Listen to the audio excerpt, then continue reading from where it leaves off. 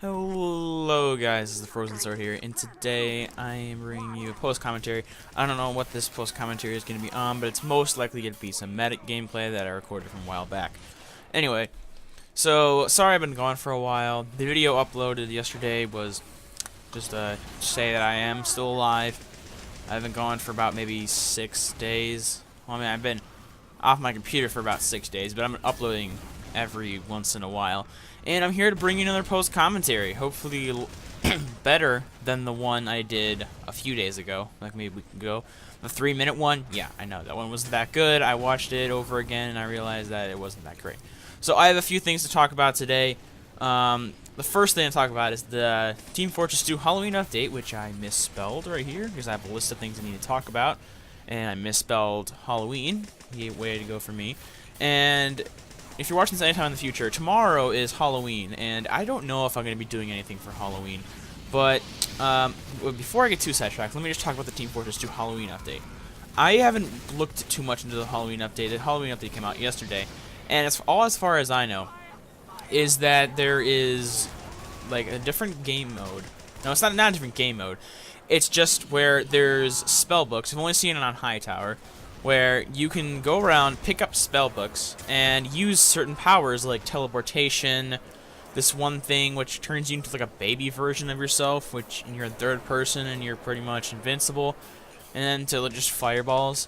So yeah, it's pretty fun, and the maps are all Halloween related. For example, Hightower is all Halloweenized? Yeah, Halloweenized. That's the word of the day, folks. And there's also lots of Halloween-related items, which I am probably not going to get. I just hope that they make a new form of like Gibbous, so we can have because normally the symbol of an F2P player in Team Fortress 2 is them using the Ghastly Gibbous, or is it Ghastly Gibbous? I think that's it. Don't yell at me if I get this wrong. It's one of the Gibbuses. It's the 2012 one. So I'm hoping they make a new Gibbous this year, because it'll be really funny to see them using the Gibbous, but a new Gibbous, which would make them even more free to play. So, anyway, about me on Halloween, I don't really know if I'm gonna be doing Halloween this year. Last year, I just went around saying I was a guy with a sword. I just go to houses being a guy with a plastic sword. I might do it. I'm probably not, but yeah, I don't know. Anyway, the second thing I want to talk about is a while back, maybe like 2 weeks ago, my brother and I were having an intense argument on he thinks that the Apple iPhone is better than any other Droid phone out there. Okay, and let me tell you why. I mean, I'm a big computer gamer. I play all my games on PC. Most of them. Let me just say most of them. I'm not going to say every one of them, because I am playing Grand Theft Auto 5 on my PlayStation 3, but that's not important right now. What I'm saying is that I like the idea of being able to, like, have a phone that's like, you know, can run the games that are coming out today. Like, I'm home right now on my iPhone 4, which can't even run, like, games I want to play. And even games that aren't very demanding, like a game that I've been really getting into recently called Robot Unicorn Attack 2. That can't even run that game sometimes. I mean, it can run it, but it's like 20 frames per second. It's really, really annoying. Where my friend, who has an HTC One, and it's not exactly the Samsung Galaxy S4, but it's close enough, he has that game, and it can run perfectly fine. So, and now I'm going to open up my Chrome page, which I still have open, and I'm going to compare some of the specs from the iPhone 5S, which came out on September 20th, 2013, in countries, compared to the Samsung Galaxy S4 that came out on April 26th, 2013, 6 months ago. Came out more than 6 months ago. Let me read you the specs. Okay. iPhone 5S's memory, it has 1 GB of RAM, which, you know, not that bad for a phone especially. Where the Samsung Galaxy S4 has 2 GB of RAM, and the storage is 16, 32, 64. That's the same thing for the iPhone, but hard drive space doesn't really matter for me when it comes to phones, because normally I just take out all the pictures and video I have and just throw them on my terabyte hard drive on my computer, because it's more fun to have it on that. Anyway, okay, the dimensions. The iPhone 5 is it's 4.87 inches height, 2.31 inches wide, and 0.30 inches thick.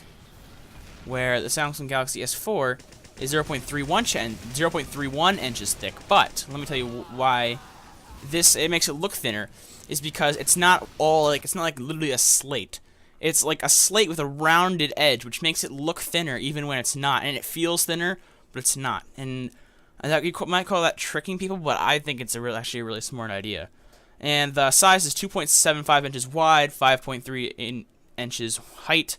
Really, really big phone. I like big phones because I can see what I'm doing. A 13 megapixel camera compared to 1.2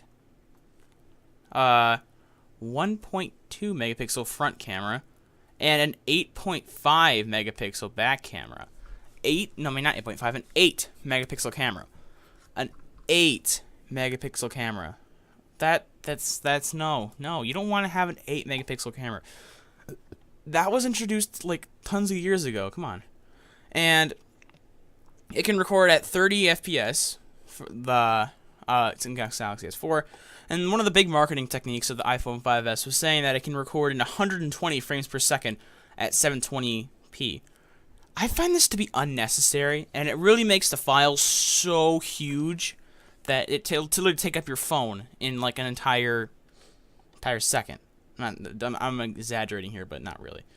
Okay, so the CPU of the iPhone 5S is a 1.3 gigahertz dual core, where the Samsung Galaxy S4 is a 1.9 gigahertz quad core. And like, holy crap, like my computer that I have, my gaming computer, is like a 3.4 gigahertz quad core. And knowing that like this phone has like a little more than half the power of my computer processor wise, that's amazing. Like, that's really, really interesting. And I'm not going to really go into depth on the graphics card because, you know, it's a phone, and I mean, I'll read it off. The graphics card for the Samsung Galaxy S4 is the IT Tri-Core Power VR SGX 544 GPU, the GT-19500 version. I have no idea what that is. So, and the one for the iPhone 5S has not been officially confirmed, but it says Power VR G6 430, which I don't know what that is, so I'm not going to say if it's better or worse. So, yeah.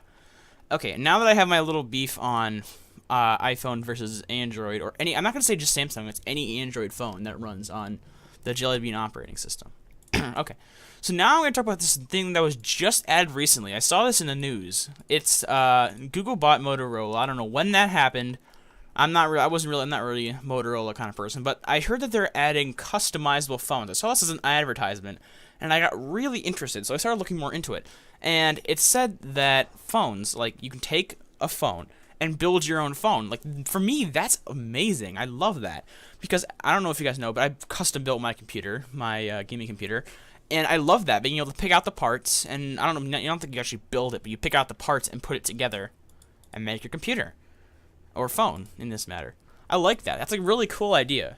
Because let's just say you want a phone that you want just to use for calling, texting, and like social media or whatever. Then you get lesser graphics cards, lesser processors, maybe a smaller hard drive space. But let's just say you want to use your phone for like games. I don't know why you'd want to use your phone for games, but like, I mean, I'm saying purposely, all purpose for games. You would want to get a bigger screen. Well, I don't think the screen really can be changed. Like, you can get a better graphics card, a better processor, and more hard drive space, which I find to be really, really cool, how you can customize that. So, yeah, that's all for this video. I'm most likely going to be uploading a Scream Fortress 2 video sometime either between now and the weekend. Because I think the update ends on like September 5th. No, not September. November 5th. Sorry, it's been a while since I've done a post commentary. So yeah, thank you guys for watching, and I'll see you guys later. Bye.